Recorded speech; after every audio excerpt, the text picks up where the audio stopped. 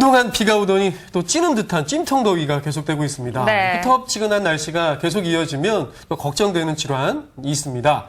관절염이 바로 그 질환이에요. 네, 이 날씨도 더운데다가 또 쿡쿡 쑤시기까지 해서 네. 이 관절염 환자들은 또 여름철에 더 힘들다고 하는데요. 그래서 오늘은 여름철에 더 심해지는 무릎 관절염에 대해서 자세히 알아보겠습니다.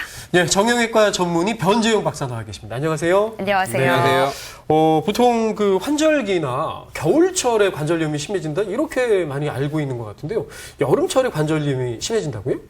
네, 추운 겨울철에도 관절염으로 고생을 많이 하지만 예. 요즘같이 습도가 높고 네. 덥고 기압이 낮은 요즘 같은 장마철과 관련된 요즘 여름에 특히 이제 무릎 관절염으로 고생하는 분들이 또 많습니다. 예. 그렇군요. 어떤 증상들이 나타날까요? 아무래도 이제 날씨가 덥게 되면은 우리가 쉽게 더위 먹는다고 하잖아요. 네. 예, 열에 이제 햇빛에 노출이 되다 보면은 무릎 관절이 붓고 염증이 생기거든요. 네. 또 이제 덥다 보면은 실내에서는 에어컨이나 선풍기를 많이 이용을 하게 그쵸. 되는데 그러게 되면은 체온도 떨어지게 되겠고 그러게 되면은 관절 주위로 가는 혈류량도 많이 줄어들게 되거든요. 네. 예. 그럼 그렇게 됨으로 인해서 관절도 경직이 됐고 굳고 또 2차적으로 관절도 통증이 좀 올 수가 있게 되겠습니다. 네. 통증이 더 심해지는군요. 네, 네. 그렇죠. 네. 그러면은 뭐 이제 염증이나 통증 같은 게 악화되기 전에 좀 미리미리 관리를 해주는 게 중요할 것 같은데요. 특히나 여름철에 이 관절 질환의 관리를 위해서는 어떤 것들을 좀 주의해야 될까요? 첫째는 이제 온도를 아무래도 실내 온도를 조절하는 것이 중요할 것 같고요. 네. 습도도 조절이 돼야 되고 또 관절염을 위해서는 적절하게 운동이 좀 필요한데 온도는 보통 실내 온도는 26도에서 28도 정도 유지되는 것이 좋겠고요. 예. 실내 온도하고 차이가 5도 이상 나면 또 이제 냉방병이 걸린다고 하거든요. 아, 실외 온도죠. 네. 그런 것도 유념해 두는 것이 좋을 것 같습니다. 하고 습도 조절 같은 경우에는 이제 아무래도 이제 에어컨 같은 경우에는 이제 제습 기능 같은 것이 있지 않습니까? 있죠. 네. 제습 기능을 이용해서 실내 습도를 조절할 수 있을 것 같고요. 네. 보통 50% 미만으로 습도를 낮추는 것이 중요할 것 같고요. 네. 네. 잠깐씩 외출할 때는 좀 난방 기능을 이용을 해서 바닥을 좀 난방을 해서 습도를 조절할 수가 있겠습니다. 네. 또한 벤자민이나 고무나무 같은 화분을 이용해서 습도 조절이 가능하고요. 또 화분을 이용할 수도 있고 숯 같은 것도 맞아요. 이용을 네. 해서도 습도를 조절할 수 있다고 하니까 예. 한번 사용해 보시는 것도 좋을 것 같습니다. 네. 통증이 심해지니까 아무래도 이제 움직임이 덜 하잖아요. 계속 이제 저 움직이면 아프니까요. 근데 그렇다고 또 운동을 또 안 할 수도 없고 맞아. 운동을 하게 되면 더 안 좋아지는 것이 아닌가. 네. 뭐 이런 생각도 들거든요. 아무래도 여름철에 덥고 힘드니까 이제 운동을 안 하고 대부분 이제 많이 먹게 되지 않습니까? 이제 수분 예. 섭취를 하기 위해서. 그러다 보면은, 살도 찌고, 근육의 이제 양도 관절 주위에 줄어들 수 있거든요. 그럼 2차적으로 관절에 부담이 많이 가서 그걸로 인해서 관절 통증이 올 수 있기 때문에 이제 여름철이라고 그래서 쉬지만 말고 적절한 운동이 필요해서 관절을 보호를 해야 되고요. 예. 또한 스트레칭 운동을 해서 관절이 굳는 것을 예방하는 그런 운동이 꼭 필요하게 되겠습니다. 네. 뭐 산책이나 스트레칭 같은 경우에 꼭 필요하겠군요. 여름에는 일반적인 운동으로는 아무래도 이제 관절에 무리가 덜 가고 더위를 덜 먹는 수영이나 아쿠아로빅 같은 것이 좋을 것 같고요. 네. 또는 가볍게 걷거나 실내 자전거 정도가 좋은 운동 같습니다. 네. 피해야 되는 운동들도 있을까요? 아무래도 과격한 운동이요. 관절에 무리가 가는 과격한 운동, 그다음에 땀을 많이 흘리는 운동 같은 거는 좋지 않을 것 같은데요. 네. 등산 같이 좀 무리가 많이 가고 땀이 많이 나거나 아니면은 햇빛에 노출되는 테니스나 축구 같은 그런 운동들은 아무래도 조금 자제하는 네. 것이 좋을 것 같습니다. 네. 과격한 운동은 피하셔야죠. 네, 약간 이제 뭐 이렇게 슬슬 할 수 네. 있는 네, 이런 운동들을 그렇습니다. 좀 네. 자주 해주는 게 좋을 것 같은데, 근데 이제 관절염 환자분들 중에서는 나는 뭐 운동도 하고 약도 먹고 이렇게 관리를 잘하는데 통증이 계속된다 이런 분들도 계시거든요. 네. 이런 분들의 경우에는 뭐 어떻게 좀 해주면 좋을까요? 아무래도 관절염이라는 것이 초기에는 대부분 조금씩 치료를 하긴 하지 않습니까? 본인이 그렇죠. 자가 치료를 하든 병원을 가든 치료를 하는데 네. 그래도 통증이 있을 경우에는 제일 중요한 것은 정확한 진단하는 것이 제일 중요할 것 같고요. 네. 그 진단에 따라서 치료를 하는 것이 중요할 것 같은데 만약에 약이나 주사나 이런 물리치료 같은 치료를 했음에도 통증이 해결이 안 되고 어떤 진단을 받았다면은 수술도 한번 고려해 볼 수 있지 않을까요? 수술해도 좋아질 수만 있다면. 네, 통증이 또 계속되면 네, 그렇죠. 네. 그럼 초기 이제 관절염으로 진단을 받으면 네. 어떻게 진행이 돼요? 어떤 치료를 받게 되나요? 대부분의 관절염의 초기 치료는 1차적으로는 이제 우리 그 그림에서 보시는 바와 같이 그 연고나 약 같은 걸 드실 수가 있고요. 네. 파스 같은 보존적인 치료를 많이 할 수가 있거든요.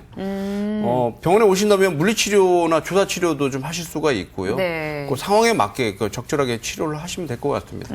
예, 약물 치료도 있고 물리 치료도 있습니다. 그런데 이제 효과가 이런 치료들이 없으면 네. 결국 이제 병이 더 진행됐다는 얘기인 거잖아요. 그렇죠. 예. 그럼 수술을 해야 될 것 같은데 언제 수술하고 수술 방법은 어떤 것들이 있을까요? 뭐 약이나 주사 가지고 다 해결된다고 해서 수술을 하는 거는 아닙니다. 네. 그 이유는 뭐냐면 대부분의 관절염 환자분들이 노인분들이 많기 때문에 일단은 정확한 진단을 받아 치료를 해야 되는데 무조건 수술할 수 있는 건 아니죠. 예, 그렇죠. 예.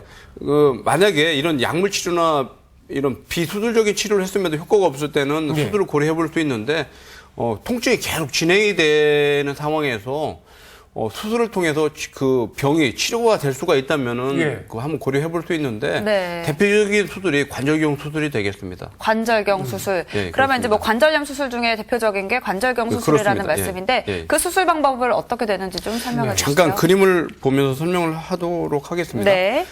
그림에서 보시는 이 우측에 있는 그림이 무릎에 그 관절염을 수술하는 관절경 수술의 모식도가 되는데요.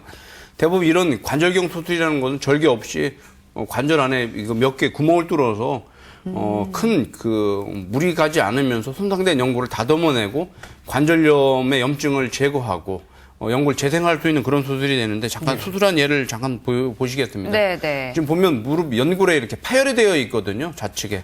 네, 우측에 보이는 것은 연골 파열된 것을 다듬어내고 봉합하는 그런 수술이 되겠고요. 네. 이것이 이제 좀 더 진행이 되는 경우에는 절제를 해내야 되는 거군요. 이건 연골 파열이 아주 심해서 너덜거리지 않습니까? 네, 네. 이런 경우에는 봉합이 불가능하거든요. 네. 이런 경우에는 옆에 보이는 동영상과 같이 다듬어내서 예. 통증이나 염증을 치료할 수 있는 그런 수술이 관절경 수술이 되겠습니다. 네. 그렇군요. 그러면 이제 또 네. 네. 봉합을 할 수 있는 것들은 봉합을 하고 또 그게 그렇죠. 또 불가능하면 절제까지 해야 되는 거군요. 예, 그렇습니다. 또 인공관절 수술도 있잖아요. 예, 예. 맞아요. 어떤 분들이 인공관절 수술을 진행을 하게 되죠? 잠깐 그림을 보시게 되면은요, 관절염이 아주 심하게 진행이 된 분들이 있어요. 네. 대부분 이제 나이가 많은 분들이 물론 심하게 관절염이 진행이 되겠지만은 그림에서 보시면 무릎 안쪽에 관절면이 다 이렇게 좁아져서 뼈하고 뼈끼리 붙어 있는 걸 볼 수가 있거든요. 네, 저게 상당히 좀 가까운 거죠. 지금. 그렇죠. 네. 그래 그나마 바깥쪽 관절도 관절염이 있지만 그래도 바깥쪽 관절은 좀 간격 유지가 되고 있지만은 네. 안쪽으로는 이게 뼈가 딱 붙어 있거든요. 그래서 이렇게 심한 관절염이 있는 경우에 나이가 보통 60세 이상이 되면은 인공관절 수술을 고려할 수가 있겠습니다. 예, 인공관절 수술에 대한 말씀을 좀 듣고 싶은데요. 예. 네. 어떻게 합니까? 예. 죄송합니다. 잠깐 사진을 보겠습니다.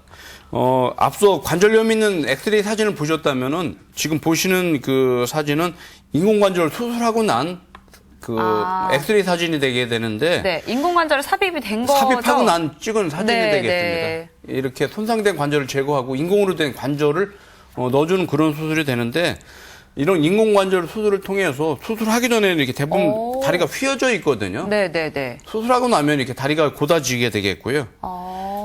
잠깐 동영상을 보겠습니다. 수술하기 전에는 저렇게 제대로 못 걷고 이렇게 다리가 휘어져 있는 분이 수술하게 되면 이렇게 곧게 바르게 네. 걸을 수 있는 그런 수술이 인공관절 수술이 되겠고 네. 요즘에는 이제 인공관절 수술하고 나서도 이제 각도도 많이 나오기 때문에 그림에서 보는 바와 같이 운동 제한도 크게 없는 예. 그런 좋은 결과를 얻고 있습니다. 그렇군요. 아마 뭐 환자분 입장에서도 훨씬 더 편안함을 느끼실 것 같고 또 보는 네. 사람이 볼 때도 더 편안해 보이잖아요. 네. 근데 이런 인공관절 수술을 하고 나면 이제 회복 기간도 한 어느 정도 걸릴지도 궁금하거든요. 보통 초기 재활 기간을 저희가 한 3주 잡거든요. 네. 3주 동안에는 이제 염증 치료하고 상처 치료하면서 아무래도 수술하게 되면 처음에 꺾는 것이 힘든데 네. 병원에서 있게 되면은 그 CPM이라는 운동기계가 있습니다. 이런 운동기계를 이용하다 보면은 본인은 쉽게 무리하지 않고 통증 없이 쉽게 꺾을 수가 있고요. 그런 3주가 지나가면은 이제 집에서 조금씩 걸으면서 근력 운동을 통해서 일상생활에 복귀를 하게 되겠습니다. 네, 생각보다도 그래도 재활 기간이 또 길지 않은 것 같아요. 요즘에 결과가 많이 좋아졌어요. 네. 수술의 예. 경과가. 그렇군요. 이게 건강 관리 평소에 신경 쓰셔야죠. 네, 조금 전에 제가 맞아요. 목이 막혀가지고 그 잠깐 동안도 진짜 엄청나게 고생했거든요. 근데 이 관절염을 오래 앓고 계시다고 하면 얼마나 생활이 불편이 많으실까요? 맞습니다. 네, 적절한 빨리, 치료를 또 받으시고 또 필요하시다면 또 네. 더 나은 수술까지 또 받아보시면 좋을 것 같습니다. 네. 네, 오늘은 정형외과 전문의 변재용 박사와 함께 여름철 심해지는 무릎 관절염에 대해서 알아봤습니다. 오늘 말씀 감사합니다. 고맙습니다.